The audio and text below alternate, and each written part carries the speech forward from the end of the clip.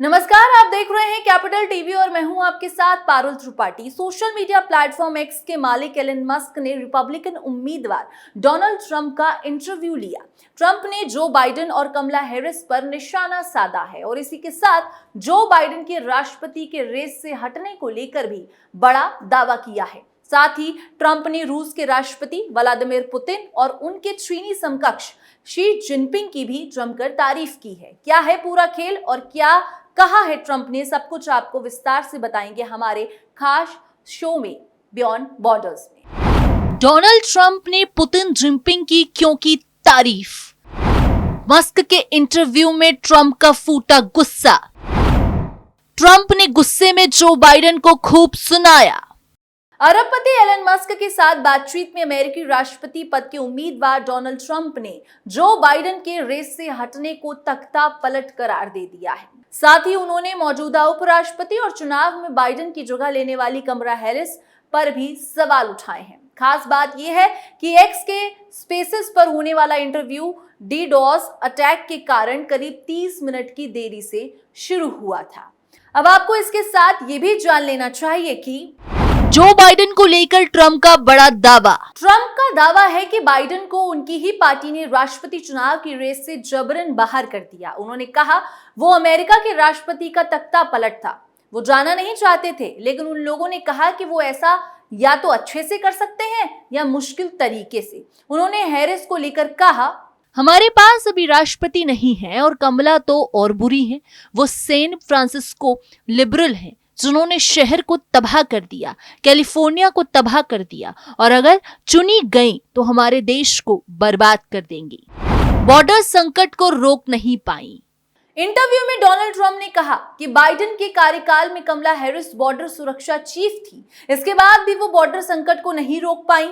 वो बॉर्डर को बंद नहीं कर सकी, जिस वजह से पूरी दुनिया से अपराधी अमेरिका में आ गए। दूसरे देशों के लोग ऐसे लोगों से छुटकारा पाने की कोशिश कर रहे हैं और अमेरिका में ड्रग डीलर हमारे बॉर्डर में घुस रहे हैं। वो हर तरफ से आ रहे हैं। एलन मस्क ने की डोनाल्ड ट्रंप की तारीफ। डोनाल्ड ट्रंप की हिम्मत की तारीफ करते हुए एलन मस्क ने कहा कि बहादुरी कभी झूठी नहीं होती। इंटरव्यू के दौरान मस्क ने कहा कि कमला हैरिस और जो बाइडेन अमेरिका के दुश्मनों को डरा नहीं पाए हैं।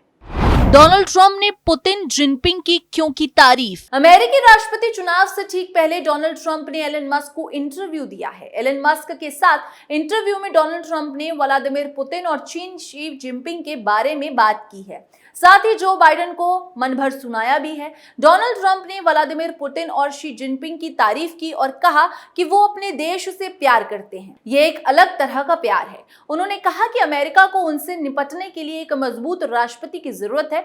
इतना ही नहीं, डोनाल्ड ट्रंप ने यह भी कहा कि जो बाइडेन की वजह से ही चीन, रूस और उत्तर कोरिया एक साथ आए हैं। चीन रूस से निपटने को मजबूत राष्ट्रपति की जरूरत। पूर्व अमेरिकी राष्ट्रपति डोनाल्ड ट्रंप ने टेस्ला के सीईओ एलन मस्क के साथ एक इंटरव्यू में कहा कि वो गेम में टॉप पर हैं और अमेरिका को उनसे निपटने के लिए एक मजबूत राष्ट्रपति की जरूरत है। वो अपने देश से प्यार करते हैं। ये प्यार का एक अलग ही फॉर्म है। ट्रंप ने ये दावा किया है। मेरी व्लादिमीर पुतिन के साथ बहुत अच्छी पटती थी और वो मेरा सम्मान करते थे। हम यूक्रेन के बारे में बात करते थे। यूक्रेन उनकी आंखों का तारा था, लेकिन मैंने उन्हें यूक्रेन पर हमला ना करने के लिए कहा था। ट्रंप ने बाइडेन को खूब सुनाया। डोनाल्ड ट्रंप ने अमेरिका के मौजूदा राष्ट्रपति जो बाइडेन को स्लीपी जो कहकर तंज कसा है। उन्होंने दावा किया कि अगर बाइडेन अमेरिका के राष्ट्रपति नहीं होते तो रूस यूक्रेन पर कभी हमला नहीं करता।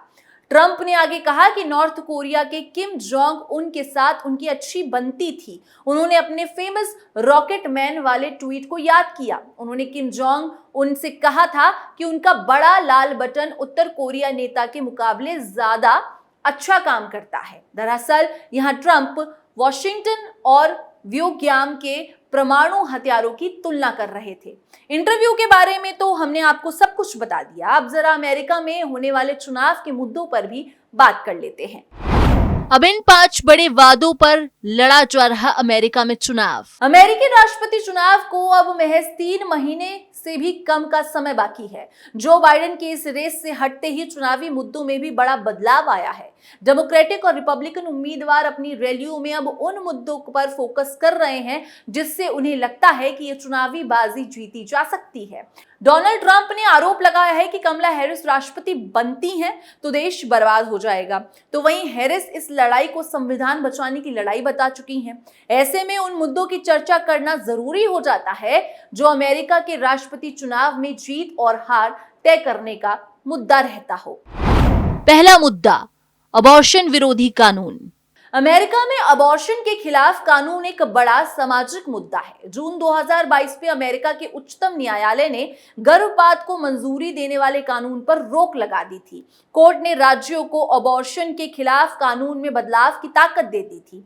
इसके बाद से वहां अबॉर्शन का मुद्दा काफी बड़ा बन चुका है। अमेरिका की ज्यादातर आबादी एंटी अबॉर्शन कानून के खिलाफ है। खासतौर पर महिलाएं इस कानून की वजह से कई तरह की परेशानियों का सामना कर रही हैं। राष्ट्रपति पद के प्रत्याशियों की बात की जाए तो जहां कमला हैरिस और उनकी डेमोक्रेटिक पार्टी इस कानून को हटाने और पुराने कानून को बहाल करने के पक्ष में है, तो वहीं रिपब्लिकन उम्मीदवार Donald Trump anti operation law का समर्थन करते दिख रहे हैं। दूसरा मुद्दा, टैक्स।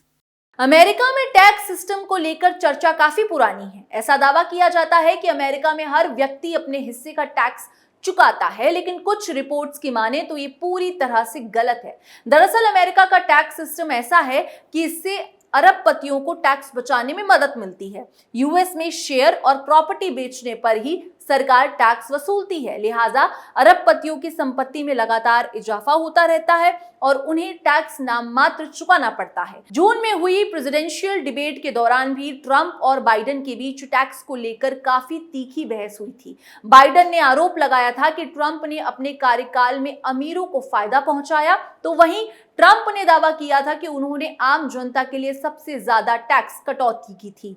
वहीं अब इस मुकाबले में बाइडेन की जगह कमला हैरिस ने ले ली है और उन्होंने हाल ही में टिप पर लगने वाले टैक्स को खत्म करने का वादा किया था। उनके इस ऐलान से ऐसा माना जा सकता है कि वो आम जनता को राहत देने के लिए टैक्स सिस्टम में बदलाव कर सकती हैं। हालांकि ट्रंप ने हैरिस के इस ऐलान को अपने चुनावी वादे की नकल बताया था। साथ ही ट्रंप ने अमेरिका में कॉर्पोरेट टैक्स 21% से घटाकर 20% करने का वादा भी किया है। ट्रंप पर आरोप लगते हैं कि उनकी नीति अरबपतियों को फायदा पहुंचाने की रही है। तीसरा मुद्दा, अप्रवासियों का मुद्दा। अप्रवासियों का मुद्दा शुरुआत से ही ट्रंप के चुनावी अभियान का अहम हिस्सा रहा है। अमेरिकी राष्ट्रपति चुनाव में डोनाल्ड ट्रंप लगातार इस मुद्दे को लेकर कमला हैरिस और डेमोक्रेटिक पार्टी पर हमलावर रहे हैं। वहीं कमला हैरिस अब इस मुद्दे को लेकर ट्रंप को ही घेरने की रणनीति बना रही हैं। दरअसल बाइडेन हैरिस प्रशासन अप्रवासियों को लेकर सकारात्मक रवैया अपनाता रहा है, तो वहीं ट्रंप इसका कड़ा विरोध करते रहे हैं। एक रिसर्च के मुताबिक अमेरिका की जीडीपी में 17% हिस्सेदारी अप्रवासियों की है, जो कि करीब $3.3 ट्रिलियन के बराबर आंका जाता है। बाइडेन कई मौकों पर अप्रवासियों के इस योगदान का जिक्र कर चुके हैं। बावजूद इसके ट्रंप अप्रवासियों के खिलाफ आक्रामक रहे हैं। उन्होंने अपने कार्यकाल के दौरान प्रवासियों पर नकेल कसने के लिए कड़े फैसले लिए, जिसके चलते उनकी कई बार आलोचना भी हुई है। यूएस मैक्सिको बॉर्डर पर बनी ट्रंप वॉल 2016 के चुनाव में उनकी सबसे बड़ी घोषणाओं में से एक थी। वहीं कमला हैरिस ने सेनेटर के तौर पर ट्रंप की बॉर्डर वॉल के खिलाफ वोट किया था। चौथा मुद्दा, इजराइल हमास युद्ध। 7 अक्टूबर के हमास के हमले के बाद से गाजा में जारी संघर्ष को लेकर अमेरिका की दोनों प्रमुख पार्टियां करीब करीब एक जैसे रुख अपनाती नजर आती हैं। अमेरिका में किसी भी पार्टी की सरकार रही हो, लेकिन इजराइल के समर्थन में कमी कभी नहीं आई। हालांकि डोनाल्ड ट्रंप का मानना है कि अगर वो अमेरिका के राष्ट्रपति होते तो इजराइल पर हमला होता ही नहीं। उन्होंने कई बार युद्ध खत्म करने पर जोर दिया है, लेकिन कभी भी खुलकर फिलिस्तीन का समर्थन नहीं किया है। वहीं कमला हैरिस गाजा में मासूम फिलिस्तीनियों की मौत का मुद्दा उठाती रही हैं। उन्होंने इजरायली प्रधानमंत्री नेतन्याहू से भी सख्त लहजे में युद्ध खत्म करने की बात कही थी, लेकिन वो हर बार इजरायल की रक्षा के लिए प्रतिबद्धता भी जताती रहती हैं। हाल के दिनों में अमेरिका के लोगों में फिलिस्तीन के लिए समर्थन बढ़ा है। लोग इजरायल को दी जाने वाली आर्थिक सहायता का भी विरोध जता रहे हैं। ऐसे में ये मुद्दा अमेरिकी चुनाव में कितना बड़ा है, असर डालेगा, ये देखने वाली बात हो सकती है। 5वां मुद्दा, हेल्थ केयर।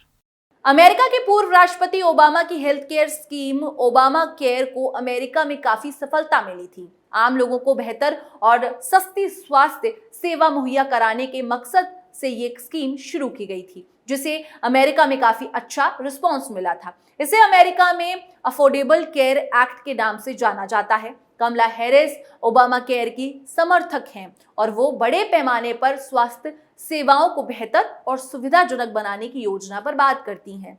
उन्होंने अपने एक कैंपेन वीडियो में भी कहा था कि वो ऐसे भविष्य के लिए लड़ाई लड़ना जारी रखेंगी जहां सरकार सभी स्वास्थ्य सेवा का खर्च उठा सके। वहीं डोनाल्ड ट्रंप ने राष्ट्रपति रहते हुए ओबामा केयर को खत्म करने की पूरी कोशिश की थी। हालांकि हाल के दिनों में उनके रुख में बदलाव देखने को मिल रहा है। अब ट्रंप का कहना है कि वो ACA में सुधार करना चाहते हैं, ना कि इसे पूरी तरह खत्म करना चाहते हैं। तो ये कुछ मुद्दे थे जिस पर अमेरिका में चुनाव लड़े जा रहे हैं। फिलहाल इस खबर में बस इतना ही। बाकी देश और दुनिया की तमाम खबरों के लिए आप देखते रहिए कैपिटल टीवी।